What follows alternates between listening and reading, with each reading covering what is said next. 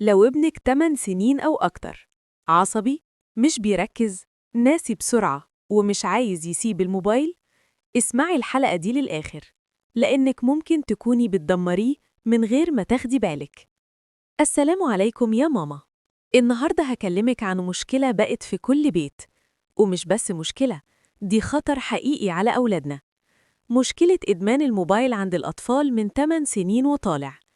ماما، هل ابنك سريع العصبية؟ مش بيركز في المذاكرة؟ بينسى اللي اتعلمه؟ أول ما تاخدي الموبايل منه يقلب شخص تاني؟ خليني يقولك الحقيقة، الموبايل مش هو المشكلة. المشكلة إننا سبناه يربي أولادنا بدلنا.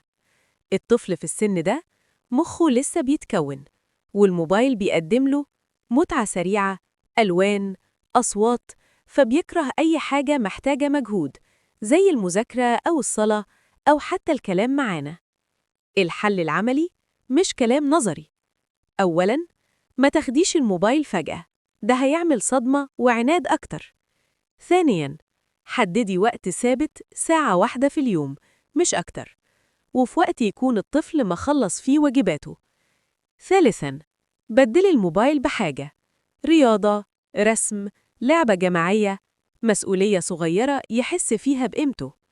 رابعاً، رجعي التواصل 10 دقايق كلام وضحك مع ابنك، أهم من 10 ساعات وهو ماسك الموبايل.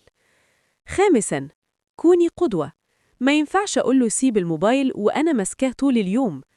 افتكري يا ماما، الطفل اللي بيمسك الموبايل علشان يسكت هيكبر وهو مش عارف يتكلم ولا يعبر ولا يتحكم في غضبه.